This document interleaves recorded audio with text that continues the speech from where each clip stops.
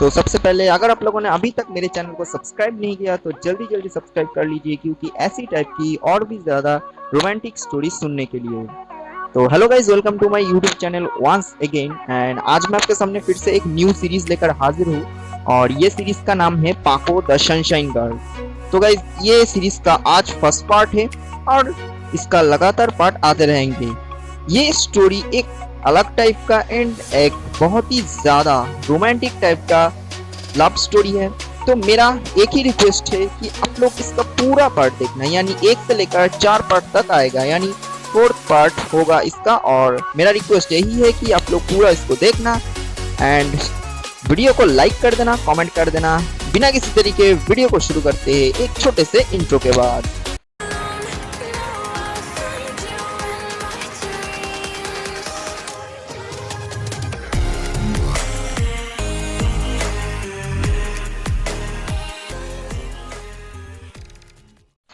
So guys, story शुरू करने से पहले आप लोगों को सनशाइन गर्ल क्या होते हैं ये आप लोगों को बता दूं।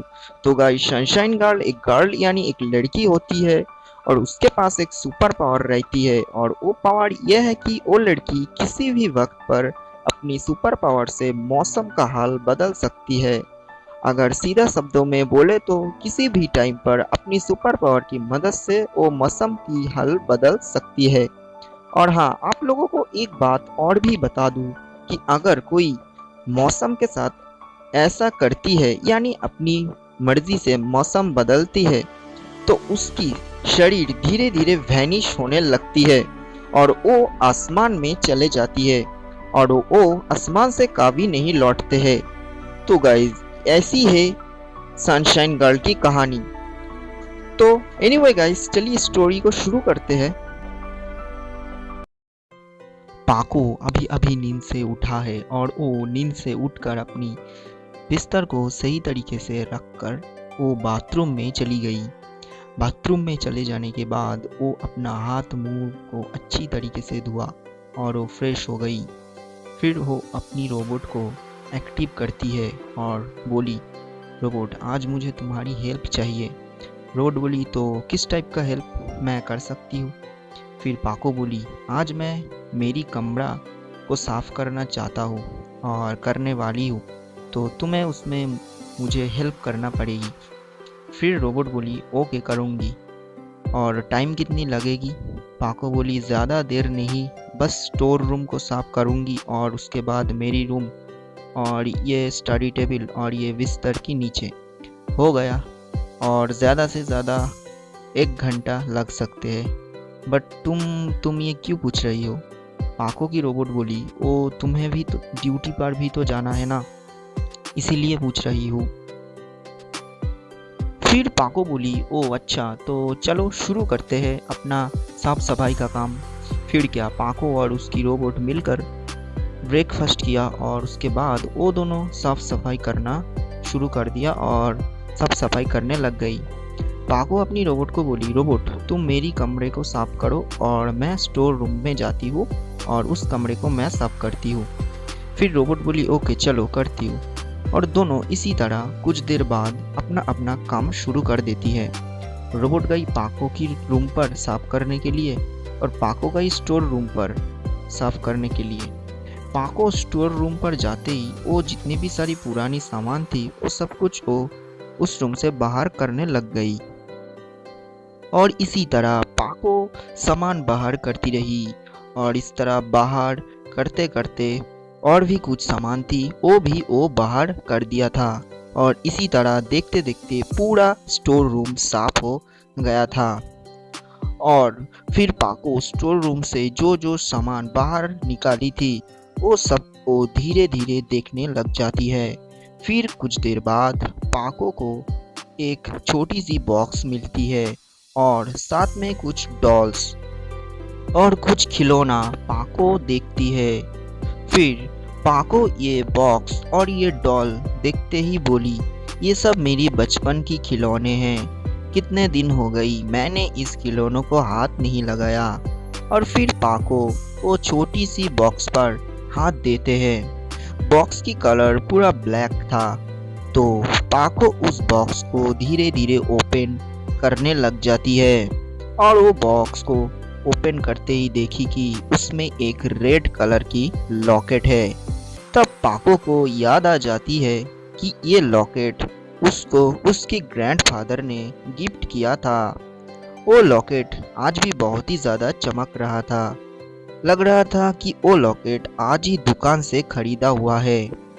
पाको लॉकेट को देखते ही वो उस लॉकेट को थोड़ा सा क्लीन कर लिया और वो अपनी गले में उस लॉकेट को पहन लेती है। उस लॉकेट को पहनकर पाको बहुत ही ज़्यादा सुंदर नज़र आ रही थी। बट जब पाको वो लॉकेट को अपनी गले में पहनती है तब पाको को ऐसी लगी कि उसकी पूरा शरीर में कुछ हुआ और बट वो उसकी तरफ ध्यान नहीं दिया और वो अपनी रोबोट के पास गई। और वो रोबोट के पास जाते ही पाको देखी कि रोबोट उसके घर को अच्छी तरीके से साफ सफाई करने में बिजी थी। रोबोट को देखते ही पाको बोली, अरे रोबोट, ये देखो मुझे क्या मिली है। फिर पाको की बात सुनकर पाको की रोबोट बोली, क्या मिली तुम्हें, मुझे भी तो दिखाओ, ज़रा मुझे भी तो दिखाओ, मैं देखना चाहती हूँ। फिर रोबोट को पाको वो लॉकेट दिखाती है और रोबोट उसको छूने के लिए जाती है। और जब वो छूने के लिए जाती है तब पाको बोली, नहीं नहीं, तुम इसे टच मत करो, ये गंदा हो जाएगा, तुम्हारी पूरे कपड़ों पर धूल और मिट्टी लगी हुई है, तो इसे टच मत करो। फिर पाको बोली, और तुम ये बताओ कि ये लॉकेट कैसी है। पाको की रोबोट बोली, ये लॉकेट बहुत ही बढ़िया है और देखने में तो ये बिल्कुल नई लग रही है, क्या परमैन ने तुम्हें ये गिफ्ट किया। फिर पाको लॉकेट को हाथ लगाकर बोली, अरे नहीं बुद्धू, ये लॉकेट मुझे बचपन में मेरी ग्रैंडफादर ने दिया था। फिर पाको बोली, और ये लॉकेट शायद ही किसी और के पास है, मुझे ये बहुत पसंद है, आज से इसको मैं मेरी गले में ही रखूँगी। फिर रोबोट बोली, ओके, जैसी तुम्हारी मर्ज़ी, अब तो काम पूरी हो चुकी है, तो चलो हम आप फ्रेश हो लेते हैं। पाको बोली, हाँ बिल्कुल, चलो। फिर दोनों बाथरूम में चले जाती है और जाने के बाद वो दोनों अच्छी से साबुन से नहा लेती है और दोनों इसी तरह 20 मिनट तक नहाने के बाद बिल्कुल फ्रेश हो गई थी। अब दोनों पूरी तरीके से फ्रेश हैं। अब दोनों यानी पाको और उसकी रोबोट दोपहर के टाइम पर खाना खा के सोने चली जाती है और पाको सोने लगती है। पाको जब सोने लगती है तब कुछ देर बाद उसको एक अजीब तरीके से सपने आती है और उस सपनों में पाको ये देखती है कि पाको एक ऐसी जगह पर जा चुकी है जहाँ कुछ भी नहीं है, पूरा चारों तरफ अंधेरा ही अंधेरा है। पाको को कुछ भी नहीं दिखाई दे रही थी, वो अंधेरा में खुद को भी नहीं देख पा रही थी और पाको बहुत ही जोर जोर से रो रही थी। और पाको बहुत ही जोर जोर से रोते हुए बोलती है, यानी किसी से रिक्वेस्ट करती है, मुझे छोड़ दीजिए, मैं नहीं जाना चाहती हूँ, मुझे छोड़ दीजिए। बट कुछ देर बाद पाको इस बातों पर कोई ध्यान नहीं देते हैं, बल्कि उस अंधेरे में से बहुत ही दूर से एक लाल रंग की एक रोशनी पाको के बहुत ही करीब आने लगती है और धीरे धीरे वो पाको की बिल्कुल करीब आ जाती है और पाको धीरे धीरे उस रोशनी के अंदर चले जाने लगती है। और उस टाइम पर भी पाको की परमानेंट पावर कोई भी काम का नहीं थी और पाको बिल्कुल कमज़ोर हो चुकी थी, वो खुद को रोक नहीं पा रही थी और आखिर में इतना ज़्यादा कोशिश करने के बाद भी वो नाकामयाब रही और वो धीरे धीरे उस रेड लाइट के अंदर चली जाती है। और ये डरावना सपना देखने के बाद पाको की नींद अचानक से टूटने जाती है और फिर पाको की सपना टूट जाती है और पाको नींद से उठकर जोर जोर से हाँफ रही थी। फिर वो अपनी पास में जो टेबल है उसमें से एक गिलास पानी लिया और उसको पी ली और वो पानी पीने के बाद थोड़ी सी शांति मिली उसको और वो तब अपनी घर की खिड़की के पास यानी विंडो के पास जाके खड़ा होती है और वो बहुत ही दूर दूर तक देखती रहती है। और पाको ये देखी कि जापान शहर पूरा शांत है। गर्मियों की मौसम चल रही थी, तो गर्मियाँ बहुत थी। पाको को ऐसी लगी कि इस गर्मियों की वजह से ही उसको ऐसी उल्टा सीधा टाइप का सपना आई थी। तो वो अपनी मन ही मन बोली, पाको बोली, मुझे लगती है थोड़ी सी रेस्ट कर लेनी चाहिए। लगती है आज इतनी सारी काम करने की वजह से मैं थक गई हूँ। और तभी पाको उसकी गले में उसकी जो लॉकेट है उसको देखती है और वो उस लॉकेट को देखने के बाद फिर से उसके मन पहली जैसी खुश हो जाती है। वो अपनी घर में वॉच को देखती है और वो देखती है कि परमानेंट ड्यूटी के लिए टाइम हो चुकी है, तो अब उसे निकलना चाहिए। और फिर पाको रोबोट को बाय बोलकर वो विंडो से निकल गई परमानेंट ड्यूटी पर।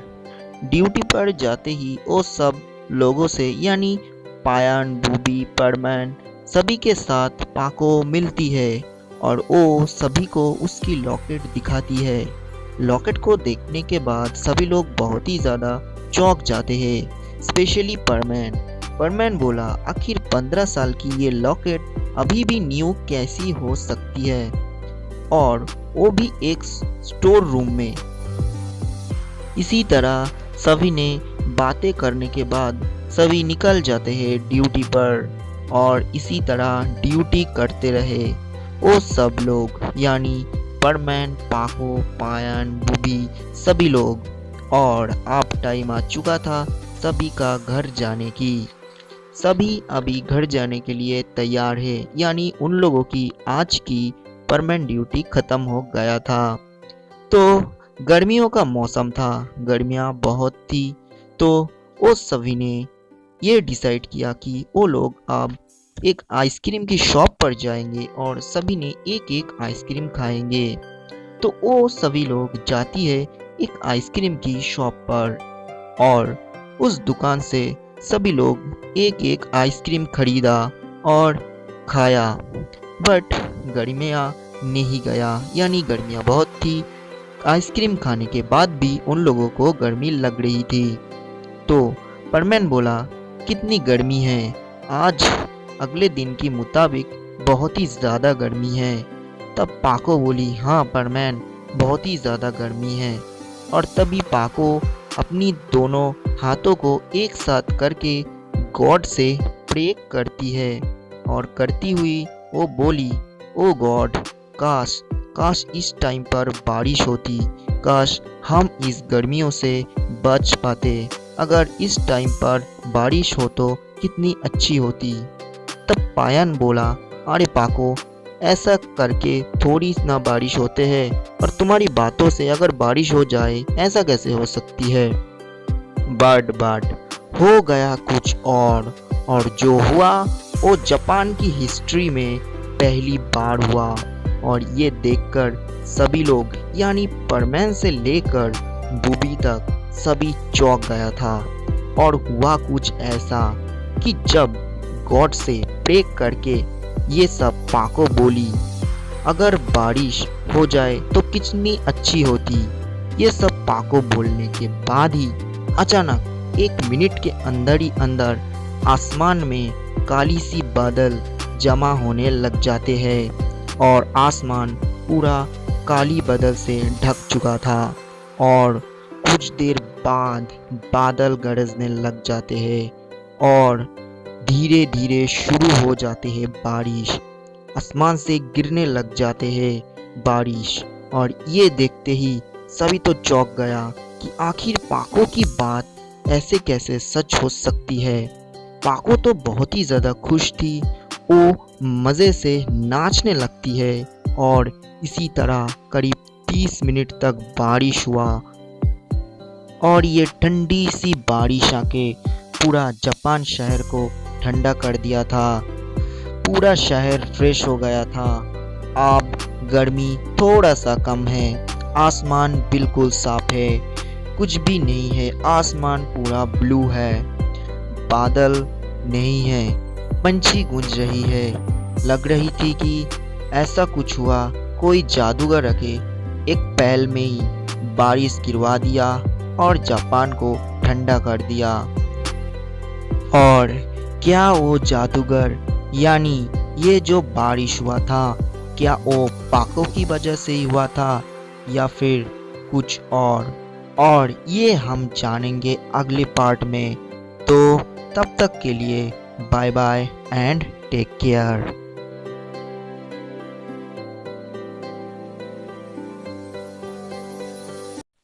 सो गाइज, ये था आज का पार्ट यानी पाको द सनशाइन गर्ल का पार्ट 1। वीडियो कैसा लगा कमेंट में ज़रूर बताना। आप लोगों की कमेंट मैं देखना चाहता हूँ, आप लोग कैसे कमेंट करते हो, और अच्छी अच्छी कमेंट करना। और प्लीज़ इस वीडियो को लाइक कर देना।